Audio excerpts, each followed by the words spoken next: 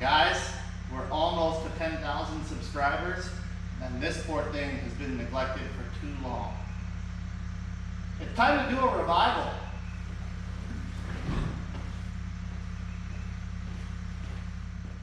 All right, everybody.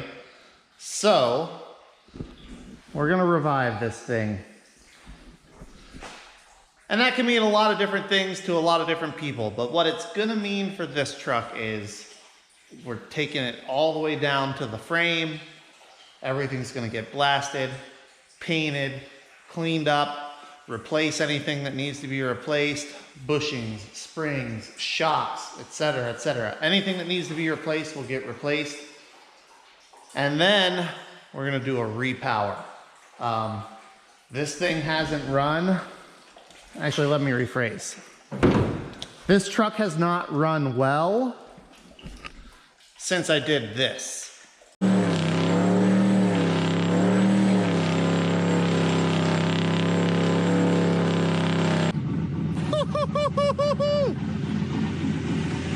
Oh shit, I got a fire.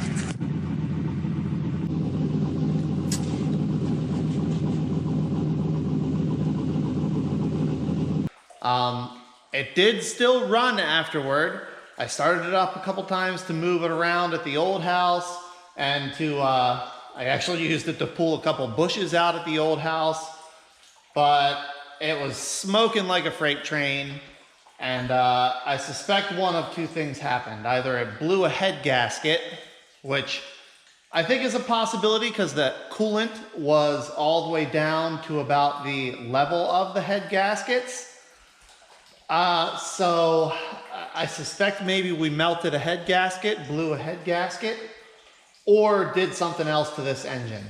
So I want to make it more drivable and a little bit more, I just want to make it better and more drivable.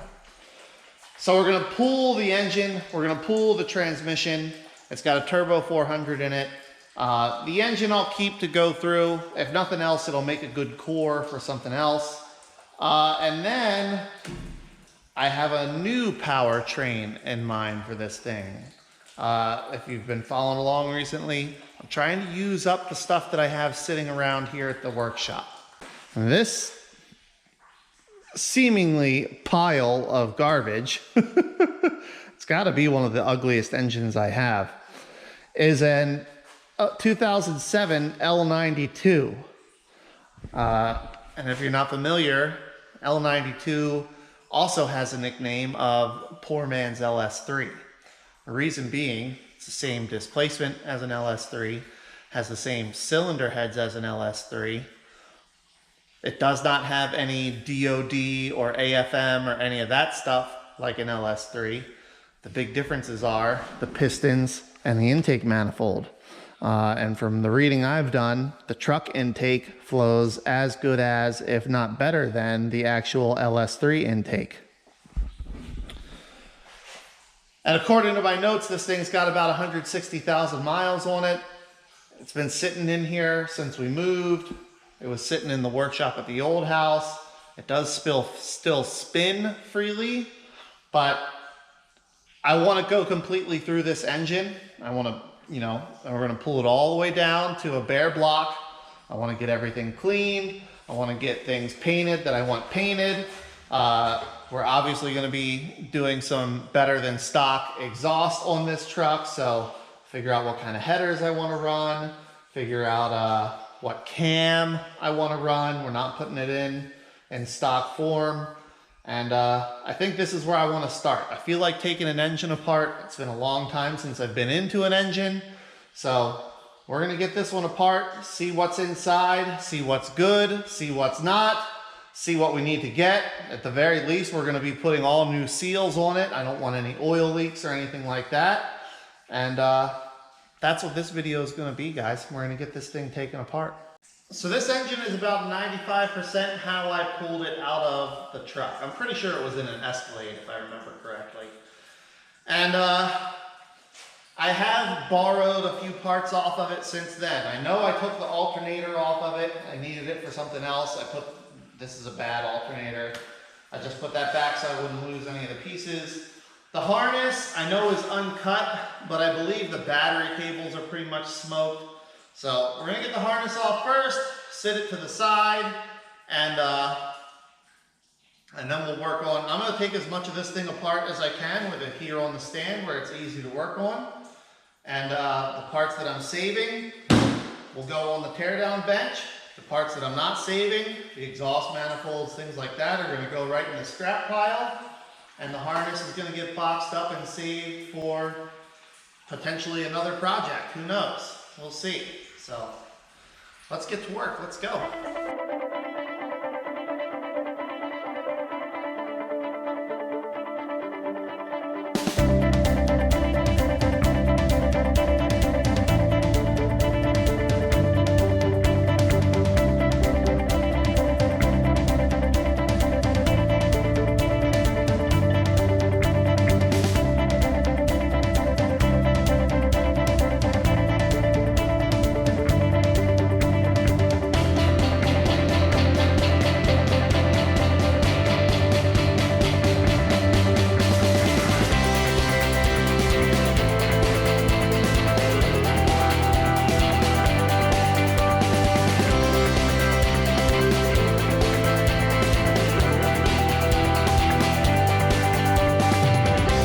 So far things are going well. All the lifters came out, none of them look like they've got any damage. They all look in good condition, which is really good.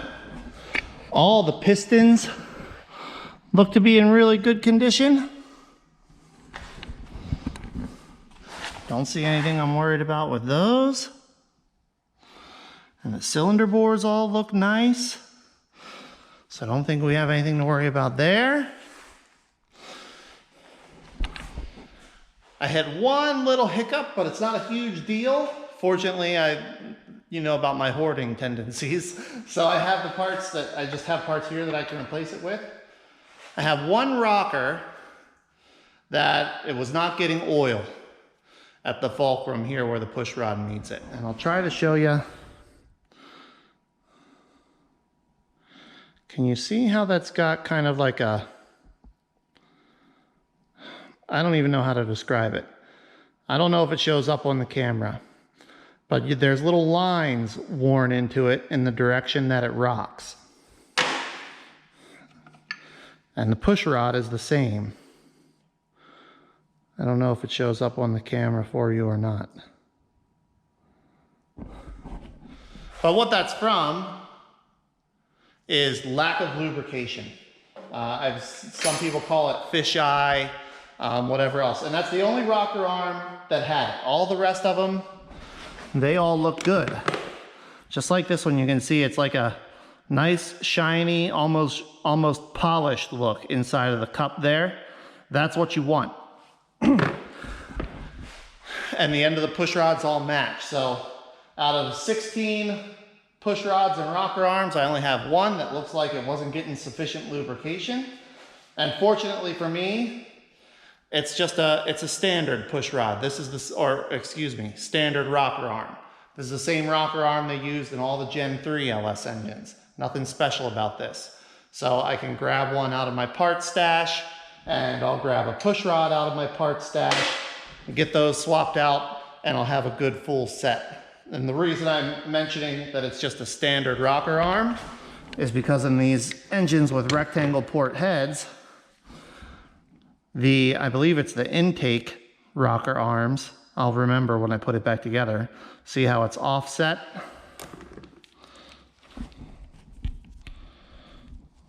So I've got standard on the right and offset on the left.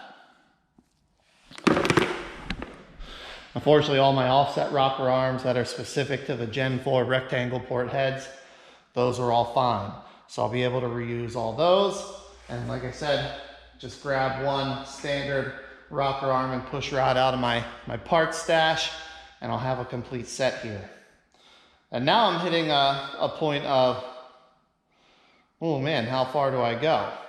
I spun it around with a wrench, and it feels really good. It's smooth, nothing tight. Like I said, all the pistons and bores look good, nothing to worry about there. I do still want to put a new oil pan gasket on it. I want to put a new front cover gasket on it. We're going to be eliminating the, oh, I can't even remember what this thing, we're going to eliminate that. I can't even remember what it's called. Cam phaser, something like, I can't remember. We're eliminating that with our aftermarket cam. And I want to get it clean, so I'll probably still take it all the way down. I'll at least flip it over and pull a couple main caps and pull a couple rod caps and see how they look. But I think next step here, I guess next step is going to be get it up on an engine stand so it's at a height a little bit more comfortable to work on. So I'll do that and I'll see you guys in a little bit.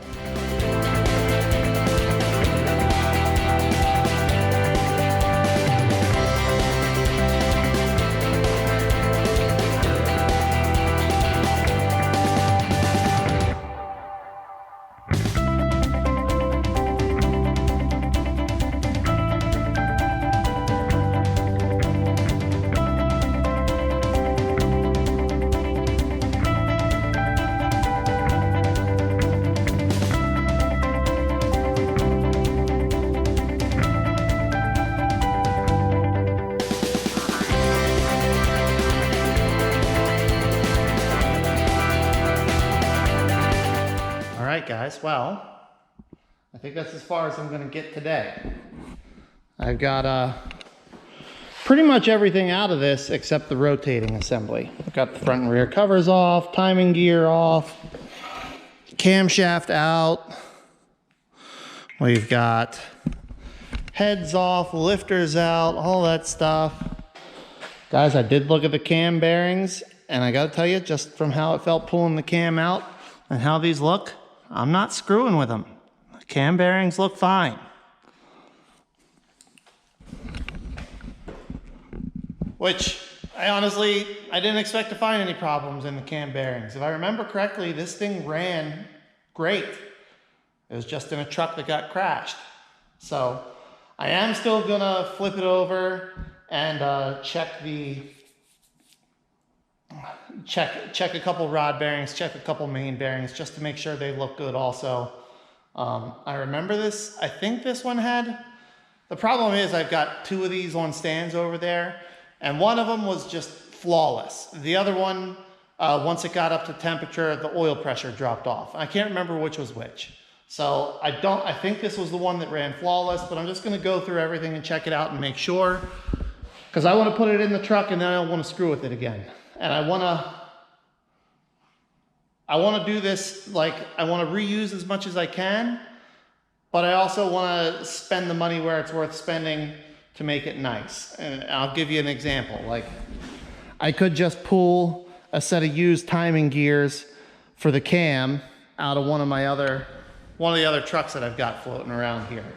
But I'm going through all the effort of putting a new cam in it, and a new timing set, since we're eliminating the, I can't remember which this is, the cam phaser stuff, all that nonsense. We're getting rid of that. So I'm gonna need a new timing set anyway. I'm gonna put a nice timing set in it. That said, I'm probably gonna reuse those lifters. I don't remember those lifters making any noise. I've got them out of the engine. I can go through, clean them, make sure everything inside of them looks the way it should, and I'll put those back in and run them. I honestly have more faith in cleaning and reconditioning those lifters than I do in buying a new set with everything that I've been seeing online and reading and hearing from friends recently. So, and also like pistons and rods. If the bearings look good in the connecting rods, I'm not even pulling the pistons and rods out of this engine. So I am going to do a little bit of work on the heads. Obviously, we're doing a cam, going to have to do valve springs, retainers, all that stuff. It's getting all new gaskets, all new seals, so she'll be sealed up tight. I'm going to do a new high volume oil pump. I want to make sure I got plenty of oil in this thing, because I'd like the cam I'm putting into this thing should make power up to about 6,500. I want to be comfortable spinning it and not worrying about it. We're also going to be, based on the gear ratio in the truck and the size tires I want to run, this thing's going to be turning 2,500 2,600 RPM going 65 on the highway. I want to make sure I got a really strong oil supply to everything when I'm doing that. And I just want it to be nice. The sad thing is I really love the look of the aluminum blocks, and I'm gonna do the best I can to get this thing all cleaned up and looking nice. And hopefully what I really hope I can do is get the aluminum looking clean and nice, just like new cast, like from back here behind the bell housing. If I can, I'm just gonna clear it and leave it aluminum. If I can't, then I'm gonna paint it. And I need you guys to comment down below, what color should I paint this thing? I'm thinking the truck itself, I'm gonna do like a battleship gray.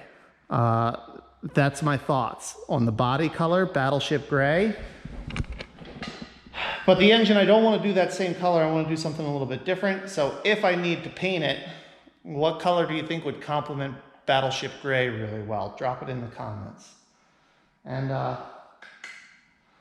guys, I think for this video, that's it. I've got a pile of cleaning to do.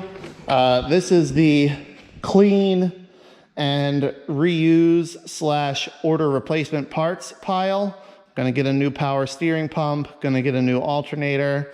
The studs broke off in the starter, gonna get a new starter. New water pump. It'll have all new accessories, so new tensioner. So basically I need to get this bracket cleaned off. I'm gonna get a new dampener. The oil pan I gotta get cleaned up and everything. The head's gotta get cleaned up. The valve cover's gotta get cleaned up. The coils and coil brackets, there's a ton of stuff that needs to be cleaned. So I'm trying to get rolling on this while I can still do other stuff, because just cleaning is awful. So I want to try to space this out that I can clean something, go do something on the truck. Do a little more cleaning, do a little more on the truck. Kind of bounce back and forth and break it up. I've got the scrap parts pile here, oil pan gasket, valley cover gasket, head gaskets, the stock exhaust manifolds, the AC compressor and bracket. We're not going to be using any of that stuff. So I'm happy. It took me like an hour and a half to get that torn down, which was faster than I expected it to go. And I mean, really, aside from the one rocker arm and push rod, I don't see anything else that I think needs to be replaced so far. So I'll probably come pick up tomorrow. We'll check a bearing or two in the bottom end just to see how those look, and then we'll probably call it for this video.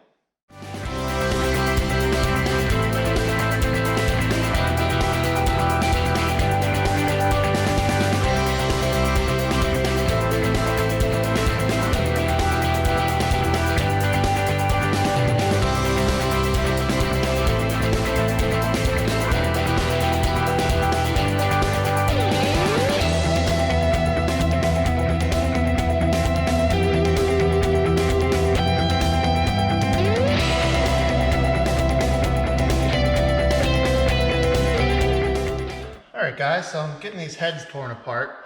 I've spent the last 3-ish days getting parts cleaned and prepped and inspected and primed and all sorts of stuff, all right? But I figured I'd show you these heads. So all I'm using, this is just an Amazon valve spring compressor. Nothing special, and my cordless drill. No big deal here. So once you get the tool set with the right size little adapters, I guess I would call them, you just tighten it up. Squeezes the spring, the little retainers come out. You release it.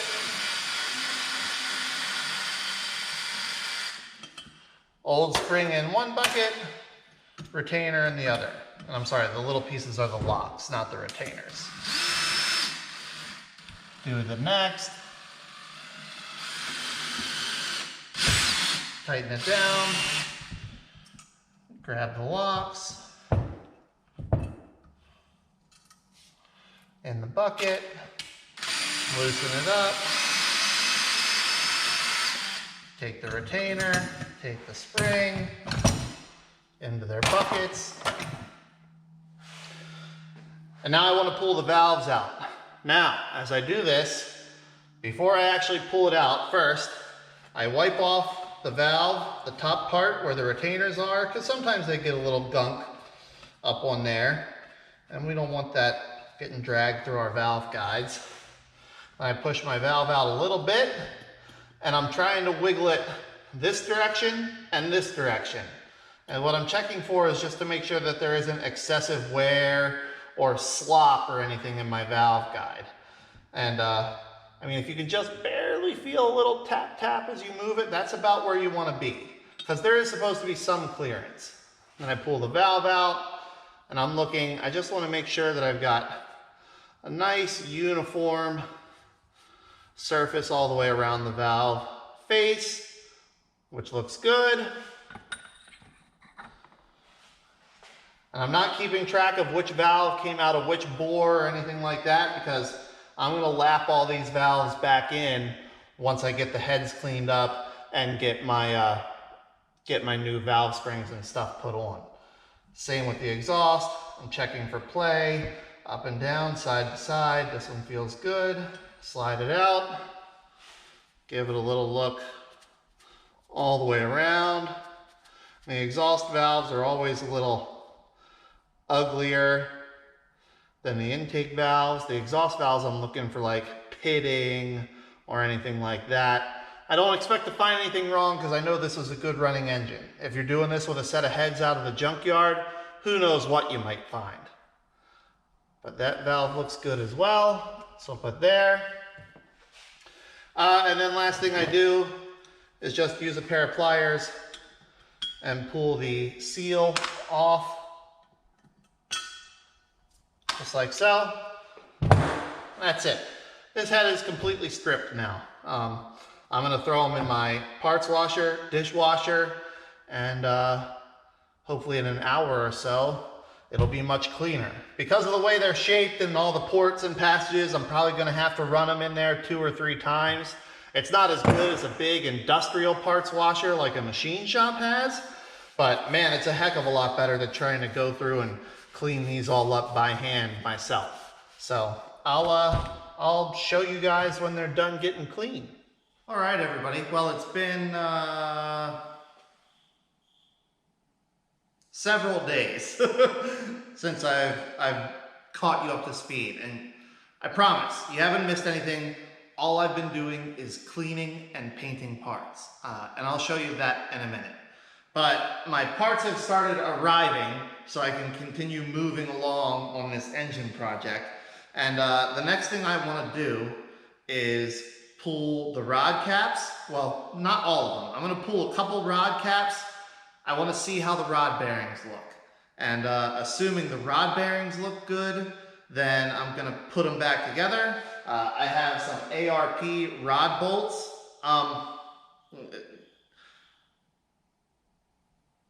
I've seen people reuse rod bolts and never have a problem with them. In this case, it just makes me feel better to put new rod bolts in them. And if you're replacing bolts, like ARP is the brand to go with, right? Been around forever, trusted, proven. Yeah, so I'm gonna just start on cylinder 8. I'm gonna pull that rod cap. I wanna see how the bearings look. If I'm remembering correctly how the oil system in these things work, the rear of the block gets oil first, so it's more likely that I'll have problems back here. The rear of the block also gets hotter, so if I'm going to have any issues, I'm more likely to find them back here than I am near the front. And yeah, I just figure I might as well start with what may potentially ruin my day and go from there.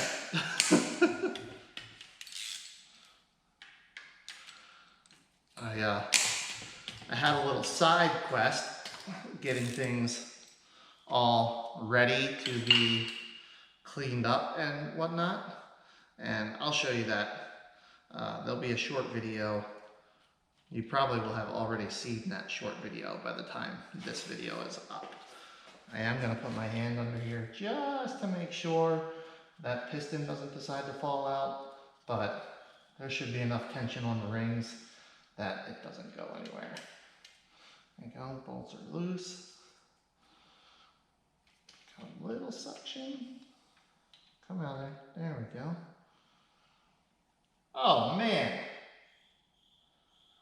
Beautiful. Beautiful, beautiful, beautiful. Look at that. I mean, I'll wipe it for you.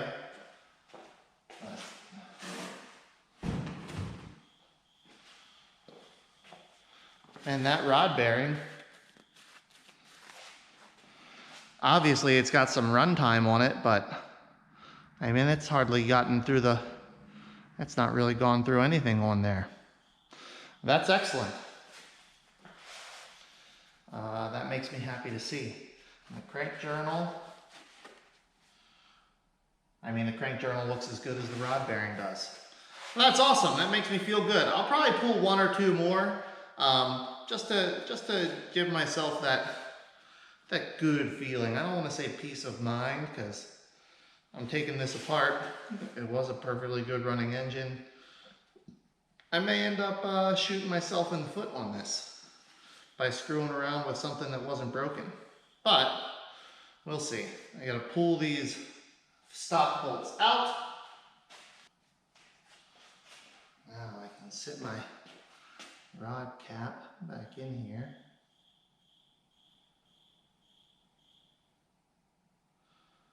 Make sure I put it the right way. And these are cracked caps, so they only fit one way. But man, once they fit, I mean, it's essentially one piece. I have my ARP bolts. Instructions say assembly lube under the head of the bolt and on the threads of the bolt.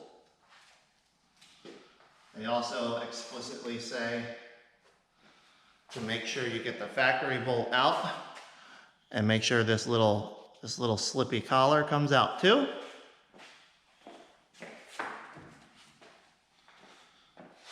Get this started in there.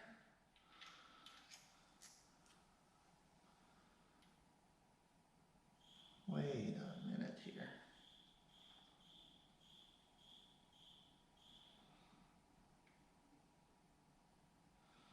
Yeah, okay. Okay, we're good. Everything's good.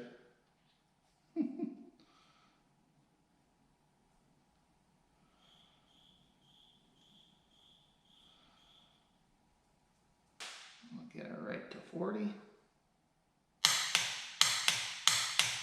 There we go. And the other.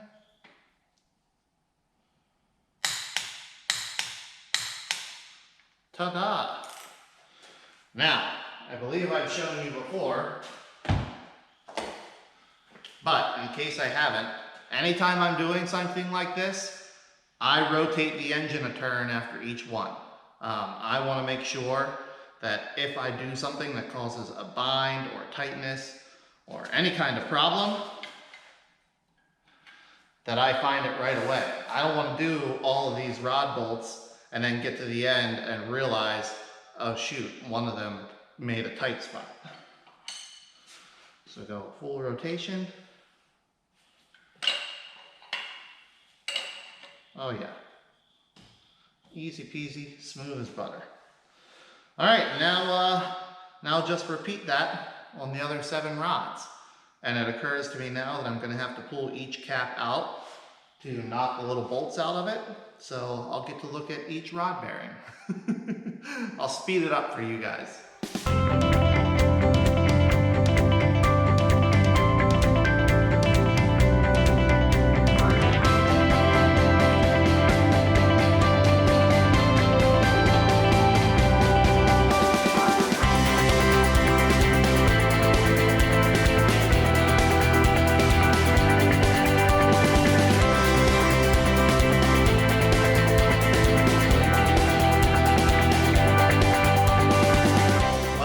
That went super smooth. I've got all my ARP rod bolts in, was able to take a peek at all the rod bearings. They all look beautiful.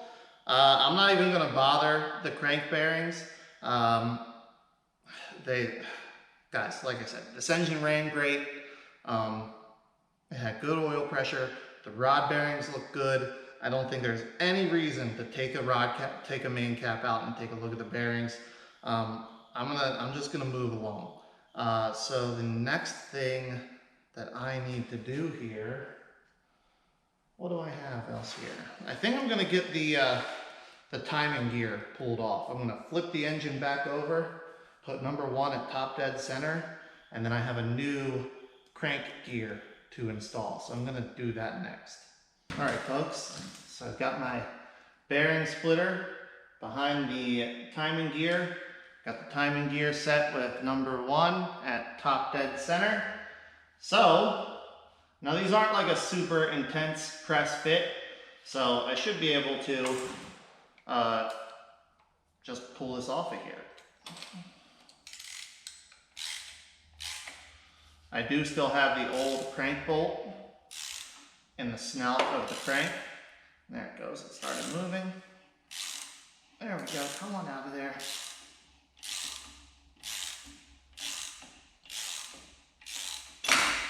And ta-da, loose. Very simple. And now I can just get my puller out of the way, get my wrench out of the way. And there's our old crank gear. I am gonna, wow, look at the wear on this thing. It didn't look like that on the front side, but it's got some wear. Here's a fun little tidbit for you. This is the first time I have replaced the timing set on an LS engine. All of these LS engines I have and all these other projects that I'm screwing around with and driving around and having fun and stuff, like, they're all still running stock timing chains, timing gears, and I just put aftermarket cams in them. This one, I wanted to eliminate the original style tensioner. This guy, it had this style tensioner on it, which this one didn't seem to have any problems yet. It is showing signs of wear, but what I've heard about and read about, and I've seen it on other engines, is the Delrin material, the plastic material, over time just crumbles and breaks and then finds its way into the oil pan. If you're lucky, it stays in the oil pan. If you're not lucky, it can go all through your engine. So I'm eliminating this and putting in a, I believe it's an LS3 style tensioner, which is really just a spacer here that goes between the crank gear and the cam gear.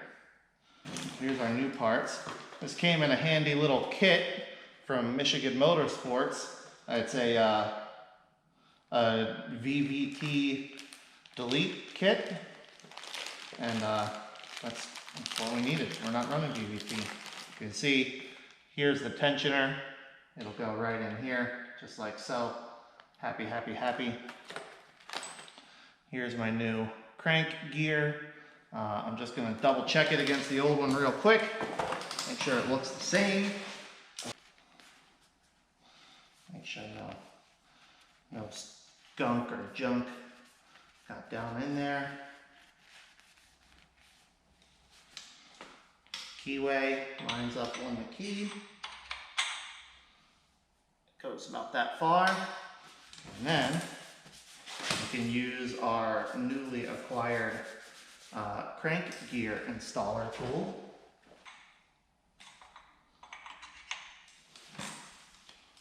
There we go.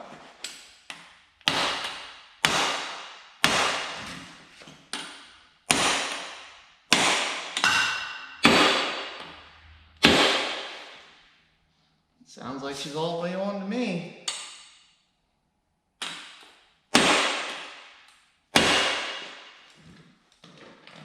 Yeah, she's on there. Perfecto. And what's next? I think next thing we can do is slide our cam in here. Yes, I am smearing assembly lube on this thing. I do plan to prime the oil system before first fire up, but I don't know how long it's gonna be until first fire up. We got a lot of work to do on this truck before we're ready to actually start the engine. So it may be a while. Ooh, like butter. Oh, my rags are in the way. Come out of there, rags.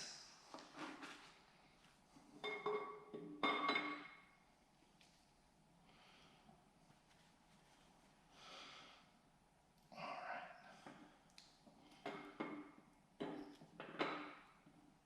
There she is. Safe and sound. Excellent.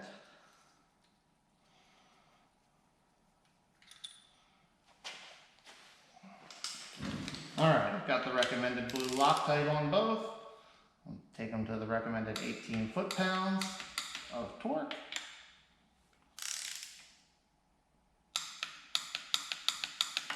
Let's go. I'll do one more spin test.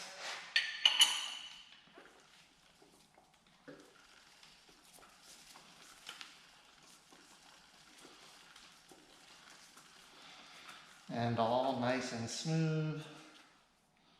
Put number one right back at top dead center. There we go. All right, everybody. That's it. That's it for tonight. And I think that's it for this video. That's a good start. I think next video will be continuing on this well, let me say it this way. Next video about this project, we're going to continue on with the engine. I've got a bunch of cleaning and painting and prepping and stuff to do still to have it ready to be the rest of the way assembled. So we'll pick that up in the next one. I hope you guys are as excited about this as I am, because I'm really looking forward to it. It'll be fun to have this thing back on the road again, and especially with this new power plant and the new transmission and the new engine management system that I plan on using. So I'm excited. It's going to be pretty sweet when it's all finished up, and it'll be a lot of fun. Thanks a lot for watching, everybody. I hope you enjoyed, and until the next video, take care.